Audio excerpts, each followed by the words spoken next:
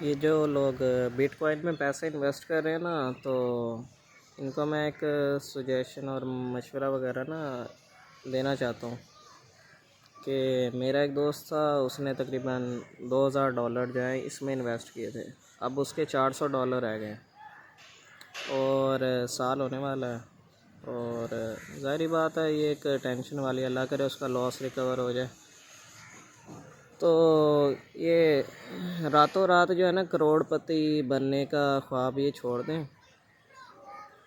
ہزاروں سٹوریز ہیں، ہزاروں نہیں تقریباً لاکھوں کے لوگوں نے تقریباً یہ اگر وہ $2000 اگر پاکستان میں انویسٹ کرتے کسی بزنس میں کسی کے ساتھ، ہیں ایسے بھی واقعات کہ وہ آج کروڑ پتی لوگ بنے ہوئے ہیں.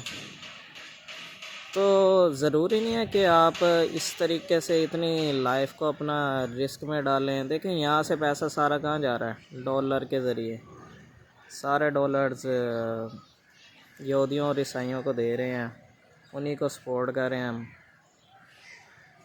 پاکستان کی تو پھر اس حساب سے مت ماری گئی ہے نا. پیسہ یہاں پر پہلے ہی ملک میں نہیں ہے تو آپ وہ بھی سارا کا سارا اس طریقے سے اب انہوں نے نئی گیم کھیل لی ہے نا، بینکنگ کے ذریعے ان کو اتنا دے دیا. اب یہ نئی چیز آ گئی ہے. اب تو بزنس کریں، بزنس میں بھی تو اتنے لوگ ہیں یار وہ جنہوں نے 2-2 3-3 4-4 5-5 لاکھ سے سٹارٹ کیا تھا. تو آج وہ لوگ جو ہیں کروڑ پتی بنے ہوئے ہیں. ٹھیک ہے، فیصل آباد، اسلام آباد، یا ہر جگہ آپ دیکھیں گے ایسے لوگ نظر آ جائیں گے آپ کو. ہوتے ہیں کسی سے پیسے لیں یا جو بھی کریں، بزنس کر لیں، بجائے یہ بٹ کوائن اس ضلالت کے چکر میں نہ پڑیں کہ آپ ایک ہی رات میں لاکھ پتی یا کروڑ پتی، یعنی کہ ایک بٹ کوائن لیا تو وہ اب چلا گیا تو اس طریقے سے آپ بن جائیں گے کوئی بل گیٹس یا پتہ نہیں کیا بن جائیں گے. ٹھیک ہے، تو یہ خواہشات چھوڑ دیں، بزنس کریں، اس میں ذرا سکون بھی ہوگا، ٹینشن ذرا کم ہوگی اس کی نسبت.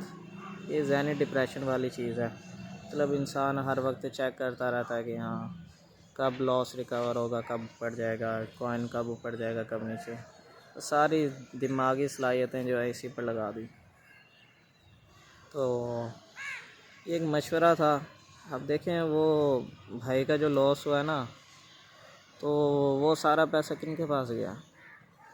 $2000 تقریباً 3.5-4 لاکھ روپے تھے. اب وہ کتنے رہ گئے ہیں؟ 50-60 ہزار رہ گئے ہیں کوئی اس کے پاس. تو بزنس میں اتنا لاس نہیں ہوتا، تو نہ کریں. جو بندہ اس میں آ رہا ہے نا، یہ اس کو ایک مشورہ دوں گا کہ وہ یہ کام نہ ہی کرے تو وہ بہتر ہے. اس کی وجہ یار لوگوں کو قرض حسنہ دیا کریں یار، تاکہ وہ جو غریب لوگ ہیں وہ بھی اپنا کوئی بزنس وغیرہ یا کاروبار کر سکیں.